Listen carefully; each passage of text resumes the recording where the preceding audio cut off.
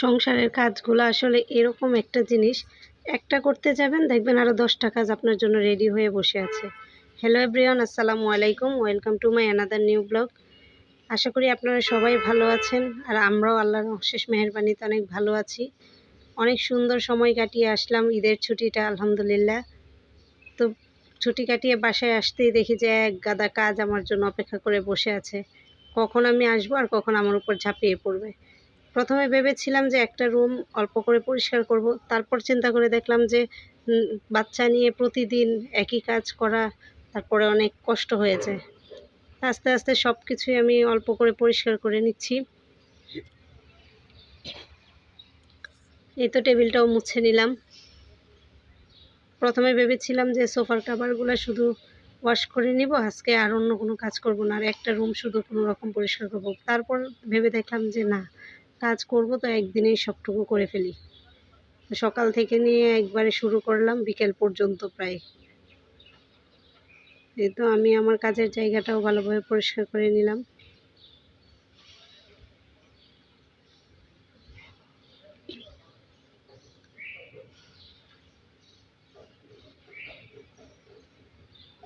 একে একে সবই পরিষ্কার করে নিচ্ছি। একটা পরিষ্কার করলে দেখা যায় যে অন্যটা পরিষ্কার না করলে জিনিসটা ভালো দেখতে লাগে না। তো পাশের রুমটাও পরিষ্কার করে নিব। আর আমি কাজগুলা করছি হাতে একটা মোজা পরে। আমার কাছে মনে হয় যে মোজাটা পরে কাজটা করলে কাজগুলা মানে খুব সহজে ময়লাগুলা উঠে আসে। কার কাছে কেমন লাগে আপনাদের সেটা আমি বলতে পারবো না, তবে আমার কাছে খুবই কমফোর্ট লাগে।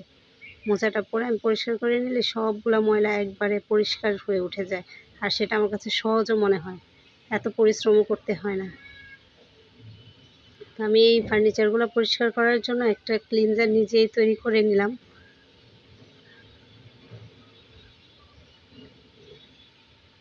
এই তো আমার এই বেডটাও পরিষ্কার করা হয়েছে, দেখতে এখন মাশাআল্লাহ অনেক সুন্দর লাগছে।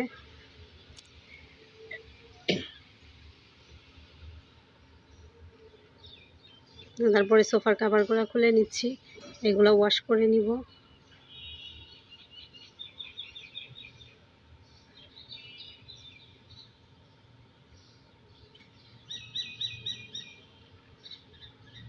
এটা এত কষ্টের একটা কাজ, এই কাজটা আসলে প্রতিদিনই করা যায় না।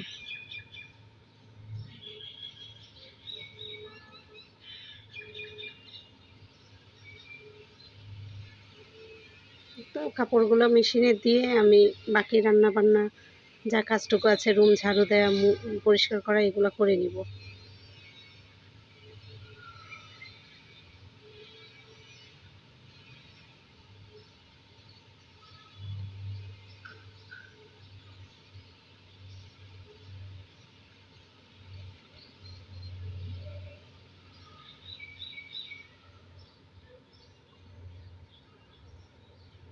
তো মেশিনটা স্টার্ট করে দিলাম, এবার আমি বাকি কাজটুকু আস্তে আস্তে করবো। আর যেহেতু বাবু নিয়ে একা একা আমাকে কাজ করতে হয়,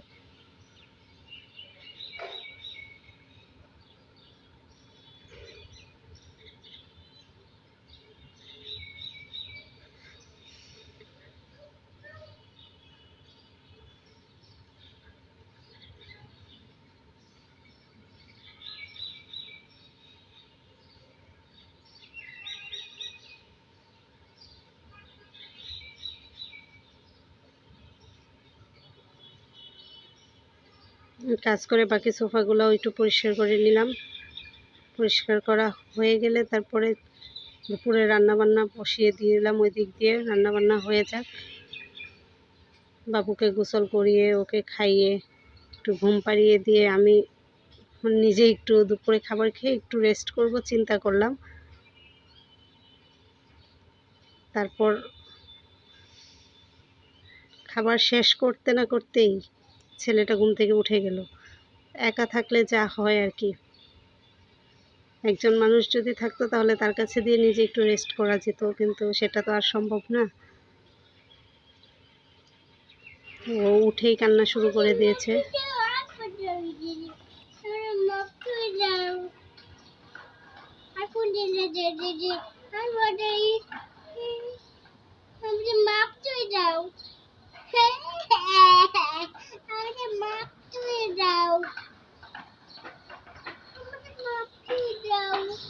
অল্প একটু বয়স দিয়ে দিলাম। আচ্ছা ঠিক আছে, আসো মাফ করে দিলাম।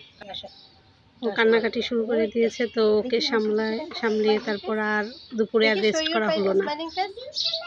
তারপর আর কি বিকেলবেলা ছেলে আর মা বসে কতক্ষণ ব্যালকনিতে সময় কাটালাম, একটু ওর সাথে খেলা করলাম। তারপরে বিকেলে একটু জর্দা সেমাই রান্না করে নিজে নাস্তাটা করে নিলাম।